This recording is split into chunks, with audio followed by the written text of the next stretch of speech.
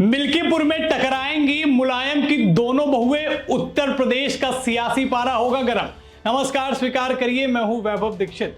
उत्तर प्रदेश में एक सीट है मिल्कीपुर, जितने समय सबसे चर्चित सीट है, वहां पर उपचुनाव होना है। और अब उपचुनाव में समाजवादी पार्टी और बीजेपी दोनों ने ही अपने प्रत्याशियों को मैदान में उतार दिया है। और अब बारी है चुनाव प्रचार प्रसार की। एक तरफ आपको देखने को मिलेंगी मुलायम यादव की छोटी बहू यानी अपर्णा यादव, जो कि बीजेपी का प्रचार प्रसार करेंगी।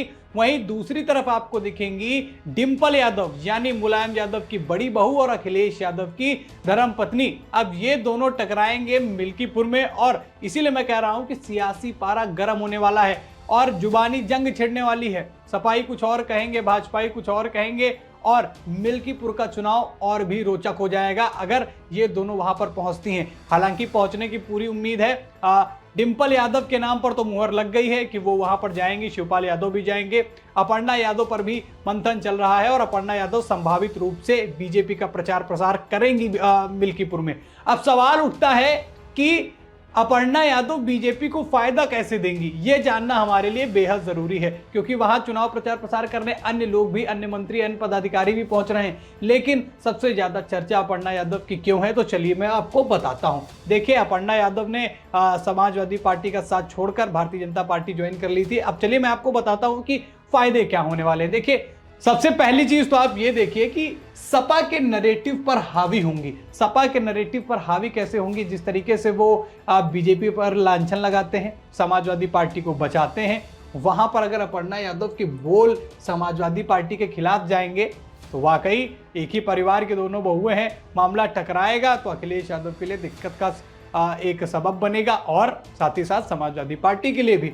अब एक परिवार से होने का फायदा मिलने वाला है किसको? योगी को। एक परिवार के दोनों बहुएं हैं, अब वो कुछ और बोलेंगे, ये कुछ और बोलेंगी, वो अपने आप को सही साबित करेंगे और ये गलत साबित करेंगे, और इन्हीं दोनों की जो बयानबाजियां होंगी वो मिल्कीपुर उपचुनाव में बेहद कारगर साबित होंगी। और अखिलेश यादव को जो है उसका नकारात्मक जो है प्रभाव देखने को मिल सकता है। तीसरे पॉइंट की बात करें कि टैकल करने के लिए नहीं है कुछ भी, मतलब कि अपर्णा यादव ने आज तक जब से बीजेपी ज्वाइन करी है लगातार एक पर एक बयान देती हैं, अखिलेश यादव पर भी, सपाइयों पर भी, उनकी पार्टी पर भी। लेकिन अखिलेश यादव की तरफ से ऐसे कोई जवाब नहीं आते हैं अपर्णा यादव के लिए, ना ही उनकी बातों पर कोई वो प्रतिक्रिया देते हैं। हालांकि कई बार पूछा भी गया कि भैया इतना इतना बोल जाती हैं, आप क्यों कुछ नहीं बोलते, तो उस बात का भी वो कोई जवाब नहीं देते। यानी अपर्णा यादव जो है एक तरफा वार करने वाली है समाजवादी पार्टी के ऊपर। बात करें अगले पॉइंट की कि भटके वोटर्स को करेंगे इकट्ठा। देखिए, भटके वोटर्स की बात मैं इसलिए कर रहा हूं क्योंकि देखिए क्या होता है कि मिल्कीपुर में जब उपचुनाव की बारी आती है तो मायावती वहां से कट जाती हैं, और मायावती के वोटर्स को इकट्ठा करने का सबसे बढ़िया ऑप्शन है अगर वो सोच रहे हो कि समाजवादी पार्टी के ही नेता को वोट दिया जाए, मुलायम के परिवार को ही वोट दिया जाए, तो अपर्णा यादव उसके लिए बहुत कारगर साबित हो जाएंगी। अपर्णा यादव जब अपनी बातें बताएंगी, अपनी विचारधारा रखेंगी और समाजवादी पार्टी को घेरेंगी, तो इसका फायदा मिल्कीपुर में बीजेपी को मिलने वाला। वहीं हम बात कर लें डिंपल यादव की, तो डिंपल यादव उतनी प्रखर प्रवक्ता नहीं है अगर इनके अपर्णा यादव के कंपैरिजन में बोला जाए। अपर्णा यादव का जो बोलने का तरीका है आक्रामक है, और डिंपल यादव ज़्यादा ऐसे कुछ बयान भी नहीं देती हैं, लेकिन चुनावों में नजर आती हैं।